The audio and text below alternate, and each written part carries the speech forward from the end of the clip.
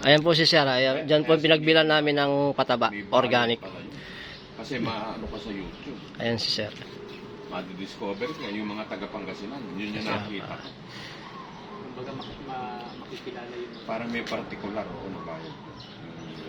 Ayan po si ano siya, si anong pangalan niyo Sir? Si Marvin Soriano. Oh, Marvin Soriano. Dito sa ano yan Sir? Ano to, yung lugar ko na to, bonda rin ng Kalibambangan sa Mon. Ayan. Pag gusto niyo po nga, mga gustong bumili ng mga pataba, yan, kay Sir lang po kayo lumapit yan. Pangmasa po yung mga organic na ano niya, pangmasa po, yung organic na pataba niya, pangmasa. Sigurado po yan pangmasa. Tapos yung mga pulyar na ano, para gumanda yung halaman, tumibay. Hindi lang pagagandahin, pati kailangan kasi tumibay yung katawan ng halaman.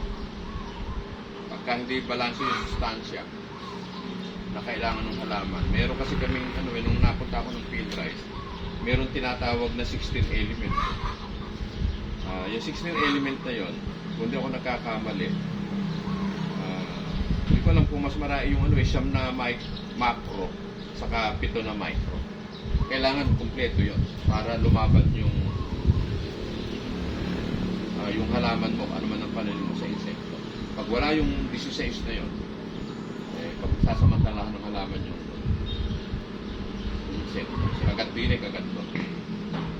Na kung kukumpara mo yan, parang lang din tao yan na kulang sa sustansya, nagkakasakit. Yun po yung sinasabi nila na insect repellent na. Oo, pero yung pagka-insect repellent nila, kung powder yon, matapang yun, nilusaw nila, di ba sa mga Hinalo na. may tubig. Kung makikita nyo yung, Nabawasan. yung andito ko panay pa, hindi, saka nakakita yung mga nutrient ko. Pwede mong haluan ng 6 na drum yung 1 kilo. Sa kayo hahanap sa market ko, wala kayong makikita. Ayan si Sir. Oh. Tinuturo niya sa amin kung ano yung paano. Imagine mo yung 1 kilo, 6 na drum.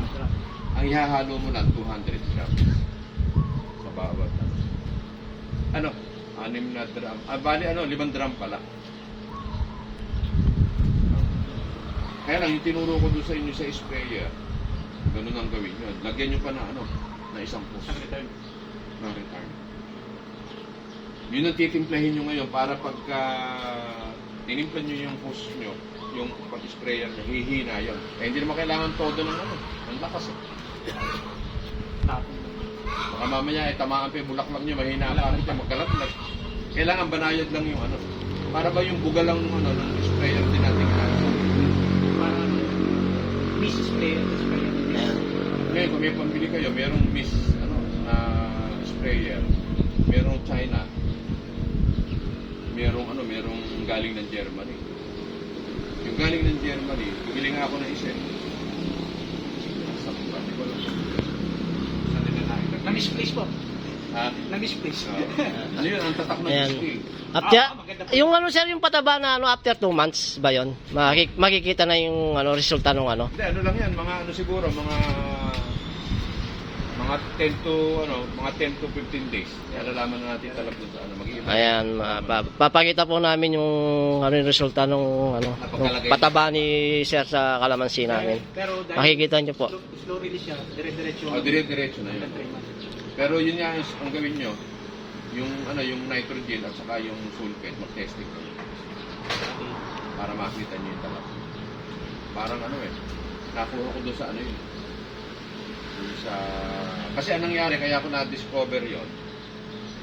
Diyan sa Talavera may bibili nung nainip yung anak. Ayan, tagal-tagal mo nanay, na-i-apply na ngayon yung nitrogen, na-ayunan ng ilang araw.